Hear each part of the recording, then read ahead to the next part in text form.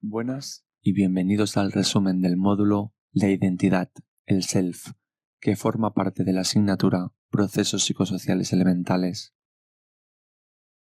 ¿Quiénes somos? Las diferentes corrientes de la psicología social no han sido capaces de definir el concepto de identidad al margen de elementos como el contexto social, el marco histórico o la estructuración de una sociedad concreta. Este hecho nos ha aportado el concepto del self, entendido por Harry como una teoría cultural de creencias sobre qué es ser una persona.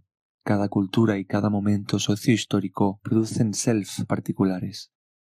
La identidad social y la identidad individual en la cultura occidental tradicionalmente se han entendido como conceptos separados, tanto en el ámbito científico como en el psicológico. Actualmente esta perspectiva ha cambiado. Desde la vertiente construccionista de la psicología psicosocial, la identidad social y la identidad individual se constituyen la una a la otra a través de aspectos culturales, sociales e ideológicos inherentes en el lenguaje. Por lo tanto, la forma en que entendemos la identidad dependerá de la sociedad, la historia y los grupos que han participado en su interpretación y creación.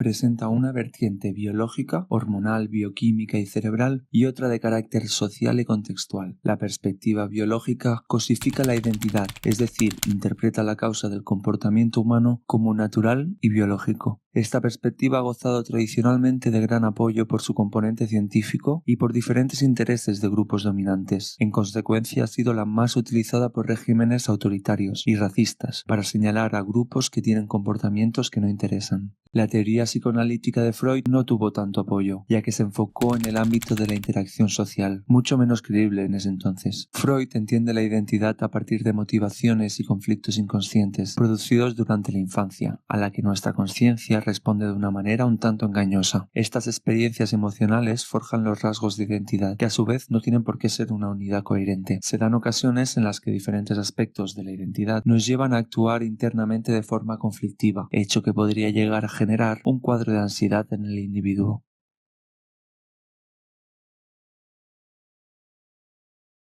Necesitamos pensar cómo nos sentimos, qué cosas nos pasan y cómo las explicamos a través del lenguaje. Sin esta expresión lingüística con nosotros y los demás, no podemos experimentar de manera directa nuestra identidad. La perspectiva fenomenológica hace referencia a la experiencia subjetiva del yo a través de la conciencia. Esta experiencia subjetiva del yo está estrechamente relacionada con el concepto de agencia, es decir, el hecho de pensar que tengo el poder de influir en mí mismo y en los demás, haciéndonos pensar que podemos elegir entre diferentes alternativas y crear nuestro propio self. Sin embargo, estamos limitados por las condiciones sociales en las que vivimos.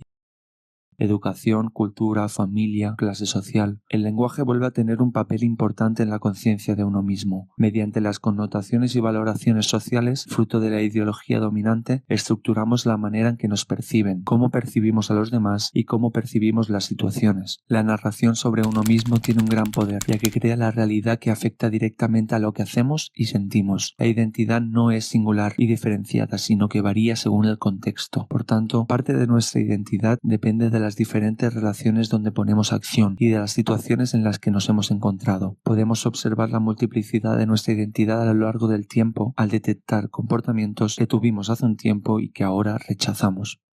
Según la teoría de identidad de Tagfel, la identificación con un grupo surge inicialmente de la comparación con otros y posteriormente de la categorización de estos. Estos procesos hacen referencia a la forma en la que percibimos a los demás y a nosotros mismos según a qué grupo pertenecemos. Por lo tanto, no actuamos ni nos relacionamos con la gente por lo que son, sino por lo que percibimos e interpretamos. Estas representaciones mentales están moduladas a la vez por nuestra pertenencia a un grupo social concreto, que nos proporciona una posición social que funciona como prisma para interpretar la realidad social que nos rodea. Durante la percepción del otro se establece la comparación social. Esta comparación dependerá del proceso de categorización social, entendido como los procesos psicológicos que nos llevan a ordenar el entorno en términos de categoría y grupos de pertenencia. Este proceso de categorización genera la creación ilusoria de parecidos entre personas del mismo grupo y de diferencia con personas de grupos diferentes al nuestro. La categorización, pues, es útil para organizar y simplificar la información del medio social, pero a la vez, ideológicamente, controla socialmente a los grupos según los intereses y valores del grupo dominante. En un contexto específico solemos compararnos socialmente de forma que nos favorezca. Tagfeld llama a este proceso distintividad social positiva. Esta preferencia de nuestro grupo puede llevarnos a tener comportamientos etnocentristas y prejuicios en base a estereotipos que pueden producir discriminación de ciertas personas no por sus actitudes, sino por su pertenencia a un grupo social concreto. Las personas que reciben este tipo de discriminación sufren un impacto en su identidad psicológica que afecta a su percepción propia volviéndola negativa y generando una predisposición al fracaso, incluso la posibilidad de acabar adoptando comportamientos por los que se le están discriminando, como sugiere el efecto Pygmalion. Nuestra experiencia de identidad tiene una estructura social que está determinada por el concepto de rol, entendido como el conjunto de comportamientos asociados a la posición que ocupamos durante las interacciones sociales. El rol interviene en la configuración de nuestra identidad al afectar en la interiorización de los comportamientos atribuidos. La valoración, el prestigio o el significado que la sociedad da a un rol concreto generan el estatus de éste. La experiencia de la identidad es el resultado de la estructuración social en la que vivimos y de los roles con los que actuamos. Encontramos un cierto paralelismo entre la vida cotidiana y el mundo del teatro, a la que Goffman se refirió en su tradición teórica de la dramaturgia. Toda actividad influye en las personas de nuestro entorno. A esta interacción se le conoce como actuación de rol. Goffman observa que la gran mayoría de actuaciones que hacemos son en una situación con unas características y unas actividades concretas, que denominó establishment. Este marco tiene una región visible para el público, que es la actuación del rol, y otra invisible para el público, que es la preparación de esta actuación. La región visible está configurada por un escenario concreto en la que la apariencia congruente con el comportamiento de los actores hace que el público dé por supuesto cosas que a lo mejor no están ocurriendo. Este hecho otorga un cierto control del actor sobre el público. La dimensión visible tiende a institucionalizarse en función de las expectativas del público, haciendo de la situación una representación colectiva que puede ser independiente de lo que realmente está pasando.